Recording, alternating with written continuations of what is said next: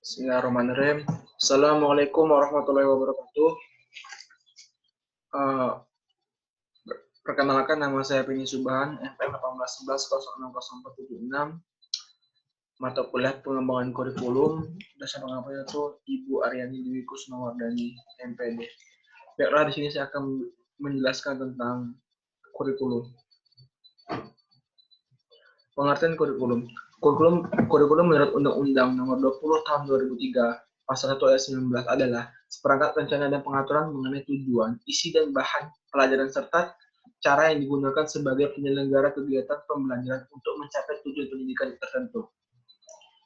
Sedangkan kurikulum 2013 adalah langkah lanjutan pengembangan kurikulum berbasis kompetensi yang telah dirintis pada tahun 2004 dan KTSP 2006 yang mencakup kompetensi sikap, pengetahuan, dan keterampilan secara terpadu. Adapun tujuan kurikulum 2013 bertujuan untuk mempersiapkan manusia Indonesia agar memiliki kemampuan hidup sebagai pribadi dan warga negara yang beriman, produktif, kreatif, inovatif, dan efektif, serta mampu berkontribusi pada kehidupan masyarakat, berbangsa dan bernegara, dan peradaban dunia. Dalam hal ini, pengembangan kurikulum 2013 difokuskan pada pembentukan kompetensi dan karakter peserta didik berupa paduan pengetahuan, keterampilan, dan sikap yang dapat didemonstrasikan peserta didik sebagai wujud pemahaman terhadap konsep yang dipelajarinya secara konseptual.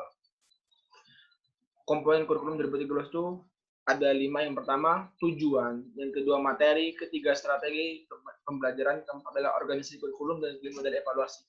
Kelima komponen tersebut memiliki keterkaitan yang erat dan tidak bisa dipisahkan. Pengembangan kurikulum. Pengembangan kurikulum 2013 didasari oleh pemikiran tentang tantangan masa depan, persepsi masyarakat, pengetahuan, dan pedagogi, kompetensi masa depan, serta fenomena negatif yang mengemuka. Kurikulum 2013 yang berbasis karakter dan kompetensi lahir sebagai jawaban terhadap berbagai kritikan terhadap kurikulum 2006, serta sesuai dengan perkembangan kebutuhan dan dunia kerja. Kurikulum 2013 merupakan salah satu upaya pemerintah untuk mencapai keunggulan masyarakat bangsa dalam penguasaan teknologi seperti yang digariskan dalam haluan negara. Karakteristik kurikulum 2013.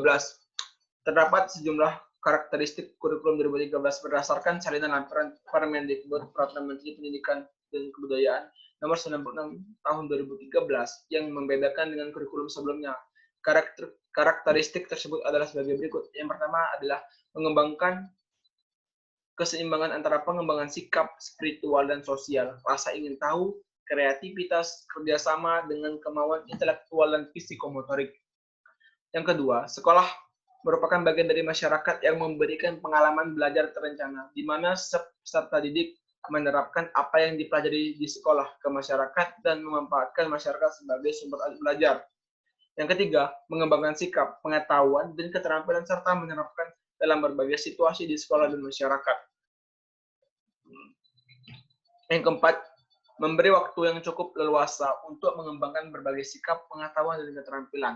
Yang kelima, kompetensi dinyatakan dalam bentuk kompetensi inti kelas yang dirinci lebih lanjut dalam kompetensi dasar mata pelajaran.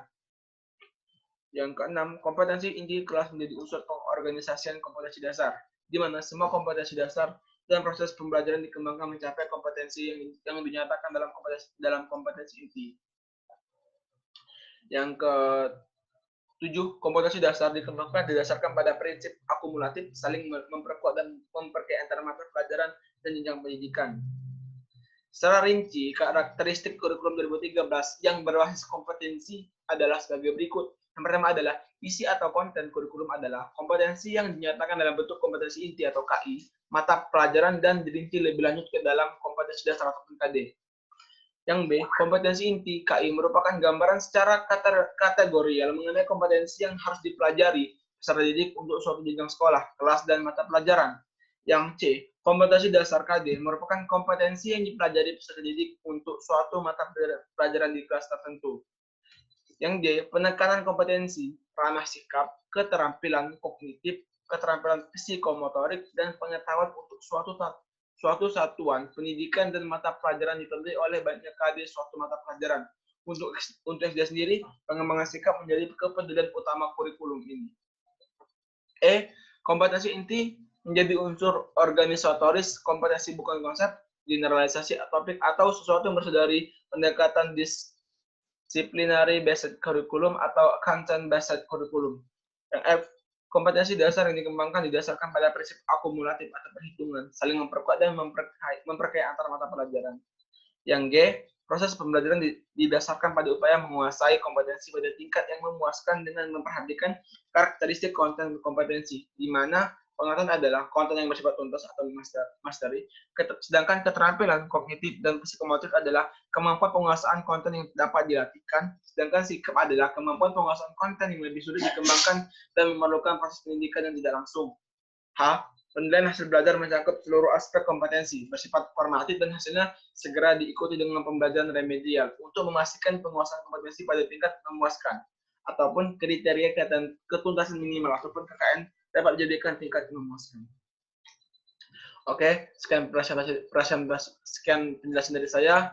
Jika ada kata salah, mohon maaf. Saya akhiri. Terima kasih. Wassalamualaikum warahmatullahi wabarakatuh.